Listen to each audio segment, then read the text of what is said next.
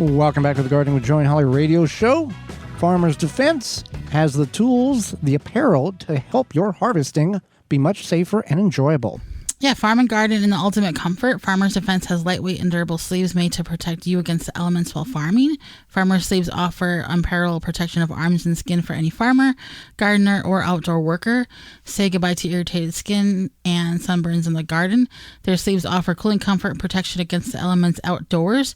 An alternative to thick clothing, Farmer's Defense is made of wicking material with UVF protection factor of 50 plus to protect you from allergens and scratches. To find all their great products and more, visit farmersdefense.com. We were on the land and there was some wild raspberries, so I was using my Farmer's Defense sleeves and didn't get pricked at all. Worked out very well. Oh, yeah. You were. And cutting wood as well. You don't get scratched up by carrying the logs around. You have your sleeves. If it's warm outside and you want to prep firewood, works really good. Well, tomatoes, Holly. A lot of them coming out of the garden. Ours will be soon here in the upper Midwest. And there's some things that, what can you do with tomatoes? Well, we eat them. What are the salads? There's canning and there's other dishes in which you can make. Right. And so there's, and a lot of these have crossover where you can eat them fresh or you can can them. Okay. So for example, salsa. And salsa you can make fresh, you can can it. Some people freeze their salsa. It just all depends on the process and what you're trying to do with it. Just a heads up, if you freeze your salsa, it's going to not be the same consistency. The firmness. The firmness. It's going to be a little bit mushy, more of like a canned salsa when you pull it out of the freezer. One thing to keep in mind is that when you are canning salsa, you want to think about the heat level. If you add a lot of hot peppers, once they go through that cooking process and then you can it, it could get hotter. Oh, they intensify. Yeah. It kicks it up a notch. Yep. And same thing with any hot pepper you add to anything you can or cook. It can happen, especially once it sits on a shelf. It's going to intensify. Now, chutney. What is chutneys here? Chutney is like a... Is it a meat jam? It's like kind of like a very loose jam people do put on meat, or they'll like dip crackers into it or something. But it's not meat jam. It's like I made mango chutney or peach chutney. We're talking about tomato chutney here, so but there's a variety of genre of fruits and vegetables in which you can turn into a chutney. I think it's like either British or Middle Eastern or something. I don't know. I feel like I should probably explain that better, but it's delicious. People make a tomato chutney. It usually has like a little bit of sweetness to it. A lot of times people will put it on meat because meat can be a little bit more savory, and then this sweetens it up so it makes a nice balance. So tomato soup is fun to make. It's fun to can, and it's delicious. We've made a lot of tomato soup in our day. India. Chutney. India. So I was kind of close with the Middle Eastern. So India, yep. Ancient India is where it originated. And if you're not familiar, I would highly recommend looking into chutneys, because if you're like, I've canned all the things, or I've done all these things with my tomatoes, it's another option. So yeah, tomato soup is delicious. That's not something you would typically eat. Cold tomato soup. Cold, like gazpacho. Yeah. Yeah, so you could do that, gazpacho. Another one is ceviche. I think there's tomatoes in ceviche. I'm pretty sure, because that's like a thing. You can add tomatoes to anything. You can add tomatoes to anything. I mean, realistically, I used to make this pasta, and I'll make it again. I used to make this pasta dish. Was that the one with the shrimp? This is a different one. Okay. We'll talk about the shrimp dish in a moment. Yeah. So this was tomatoes and then white beans, like cannellini beans, and cheese, and I mixed it with pasta, and it was delicious. It's a little different, but it's good. Yeah. Did I eat that? No, I never made it. Okay. Do you want me to make it for you? I don't know.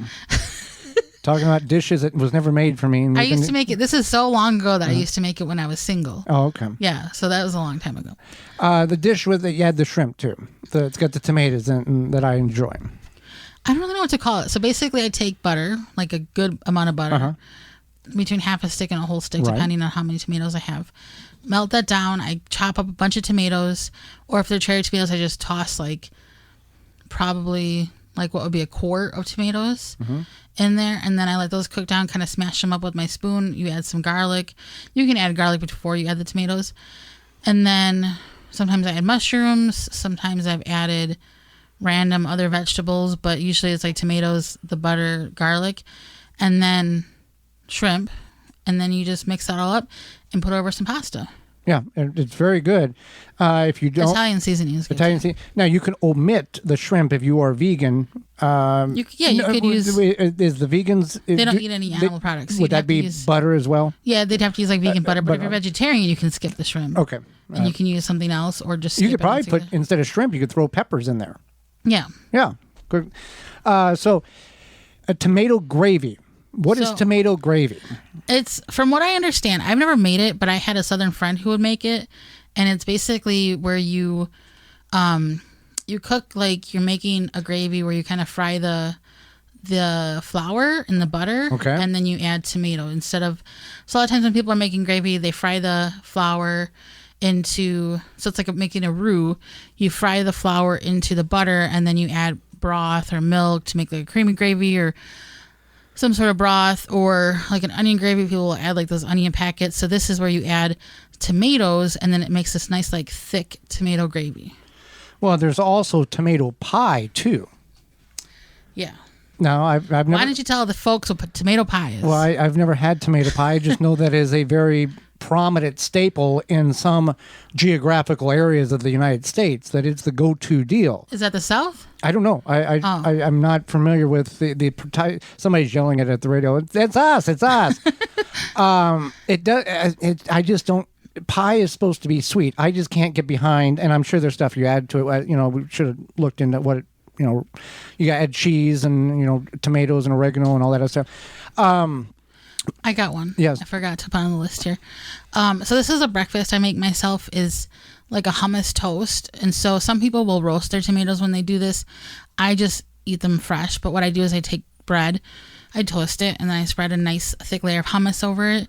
And then I slice up my tomatoes and put that on top. I eat it open faced. Okay. And then I put like everything but the bagel seasoning on top of that. And it's delicious. Well, I take cherry tomatoes and then I'll smash them so the juices come out. I'll do this in a warm skillet or a cast iron skillet. Oh, yeah, your bread stuff. Yeah. And then I'll add a little salt in there and about a half a cup of cream and about 2 tablespoons of butter. Well, the cream is based on the number of tomatoes. But essentially what you're doing is you're creating a very savory tomato paste that you then put on bread that's toasted, and you can eat it like that. You leave the skins on, and it's not bad. You got to do it with fresh tomatoes, though. And you can variate your cream. If you don't have cream, I've used milk before, but it doesn't thicken the juices from the tomato as well as the heavy whipping cream. You could just eat the tomatoes as a snack, and that's how you woo your lover. Uh-huh. Do you know why I say that? Because you like cherry tomatoes. Yeah, and because you grew them when we were first dating, and I didn't have a garden, you did, and you would bring me cherry tomatoes, and then I would eat them, and then you kept the tomatoes coming. Yeah, and you stayed around. I couldn't get away. Yeah, you didn't go. Okay, so another one is bruschetta. It's kind of like a room temperature version of your hot tomato sandwich paste. Let's talk about canning. There's the books and books and books on canning tomatoes here, but you can do whole tomatoes. When you do whole tomatoes, you do want to peel them, correct? Yeah, you want to peel them, or you can put them through the food mill, food processor, food mill. So you can do whole tomatoes. You can do tomato juice. You can do chunk tomatoes, pasta sauce. What other things can we do with them? Salsa, pasta sauce, tomato soup, tomato juice. I feel like just canned tomatoes. Yeah, canned tomatoes. That was when we talked about removing ketchup. Ketchup, barbecue sauce. Yeah. Now the thing with ketchup, I grew up with homemade ketchup. It was a luxury whenever we went and got regular, the over-the-counter store-bought ketchup. We made ketchup many years ago, and the recipe instructed to add cinnamon, clove. Okay. We didn't add the clove, and it was much, much better. Yeah, I think I called it like country ketchup. Now we're gonna get a call about that, but because I did not like the clove. Right. Yeah. And see the commercial. Now there's a lot of organic, but it was corn syrup was what the binding agent is in the commercial. No, it's just a sweetening. The sweetener agent. Okay. So I buy now. when I buy ketchup, I buy the stuff that doesn't have the corn syrup. It's just like sugar flavored or sugar free. No, it's sugar cane sugar or whatever. Yeah. And it has nothing. I have nothing against corn syrup. I'm not gonna be like corn syrup is bad. It's just for me the flavor. I like the stuff it's that's too sweet. It's like almost too sweet with the corn syrup. It's like eating your sweet tarts with the Yeah, with the cane sugar, it just to me tastes brighter. Yeah. What does that taste like? Bright. It tastes bright. It tastes bright. I don't know. It's just preference. What you like. Sometimes when I have stuff with a lot of corn syrup, it like hits me in the back of my throat in a weird way. So I just get the cane sugar ketchup. So, and it's easy to find. It's like every brand has it. So we got tomato sandwich. So this is, I think it like kind of started off as a Southern thing where people toast their bread and then they put mayonnaise on it. And there's a certain brand of mayonnaise you're supposed to buy because it's the South. And then I'm sure somebody will catch on to that if they know. And then you put your tomatoes on there, a little salt and pepper, and it's supposed to be delicious. I eat them, but I add cheese because I'm a Wisconsinite, so I make it tomato and cheese sandwich, but it's delicious. Bacon, lettuce, tomato. Oh, yeah, tomato pie was brought to Philadelphia by Southern Italian immigrants in the early 20th century. We should make that. Tomato pie? Yeah. Well, when we get the tomatoes, we can.